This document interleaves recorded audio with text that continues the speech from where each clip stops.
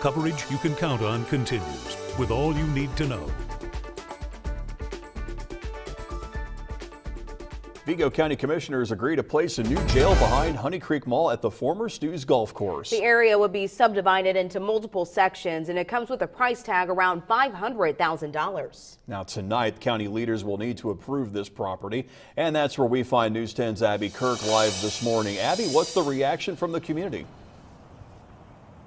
Yeah, John, Aaliyah, definitely a controversial topic for Vigo County residents. Nevertheless, commissioners do believe that purchasing this back half of the former Stu's Golf Course is ready to build on, and it will bring no complications. When we posted on Facebook and our Twitter page, several of you left comments, some saying that this new location will hurt business in the area.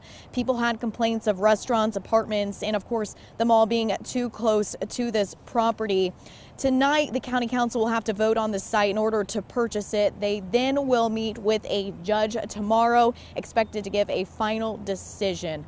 We will have coverage. Stick with us on air and online, the outcome of tonight's. For now, live in Terre Haute, I'm Abby Kirk, News 10. Communities nationwide, including Terre Haute, are remembering and honoring officers lost in the line of duty this week. Last night, a group gathered in front of the fallen officer Brent Long statue at Terre Haute Police Headquarters. There, they held a candlelight vigil for all officers killed in the line of duty in 2018. This includes Terre Haute Police Officer Rob Pitts. The vigil in Terre Haute was held at the same time as one in Washington. It's all for National Police Week.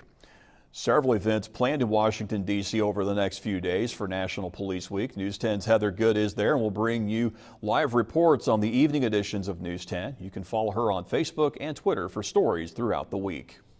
Funeral services are set later this week for Jerome Kern. He passed away on Saturday at age 83. Kern's practiced law in Vigo County for 50 years. He was a state legislator, a judge, deputy prosecutor, and public defender. Visitation for Kearns is Thursday at Devon Spring Hill Chapel, and that's from 4 to 8 p.m. Mass will be at St. Joseph University Parish Friday at 11 a.m. Memorial donations can be given to the St. Joseph Parish or the Terre Haute Humane Society. Happening today, Illinois lawmakers, including the governor, will unveil legislation to strengthen the state's move-over law, also known as Scott's Law. It requires drivers to slow down and move over for stopped vehicles on the side of the road.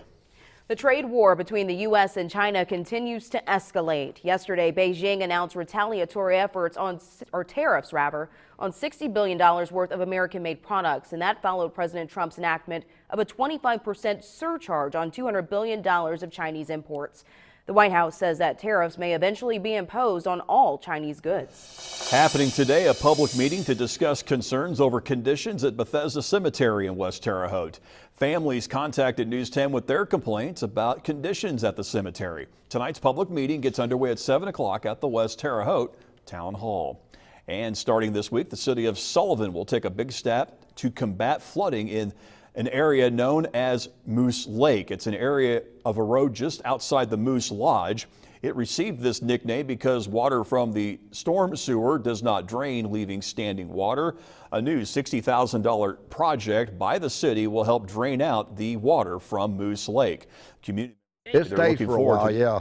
And it washes the driveway there at the Moose out a lot, and they got to keep putting rock in their driveway. It was a pond, very dangerous for traffic to go through at that time. So we're really excited about the fact that we're finally addressing something as the city of Sullivan continues to progress. Mayor Lamb tells us the issue started a few years ago when the city straightened out the road and installed a new storm drain. The project should wrap up in a few days. The nationwide measles outbreak is only getting worse. Ahead on CBS this morning, Dr. Jonathan LaPook has a look at the spread of vaccine misinformation and who was behind it. That's at the top of the hour right here on WTHI-TV. And now here's your Storm Team 10 Out the Door Fastcast. A great day to get out and mow the grass. Not too hot, not too cold, and we're not tracking any rain for your Tuesday. 70, partly sunny, and our warming trend starts today and will run us all the way into the 80s for the weekend. Tonight we're down to 51. Clouds increasing, some overnight rain possible, and a few occasional showers tomorrow, but it does not look like it will be an all-day washout. And from this early look this morning, only a minor convenience here for a couple of hours. High tomorrow at 71. 6:58 Indiana time, your morning weather buzz.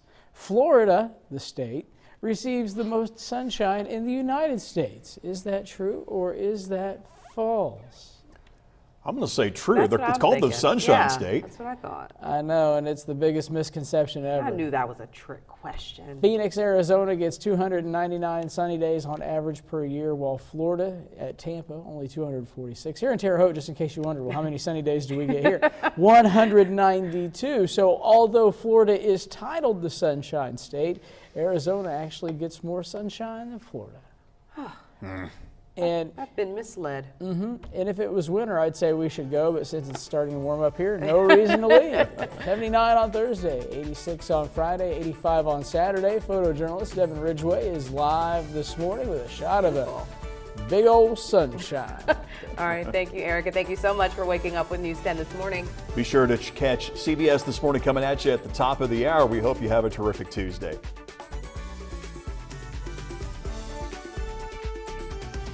For the most local news, every newscast, every day, you can depend on News 10. Coverage you can count on.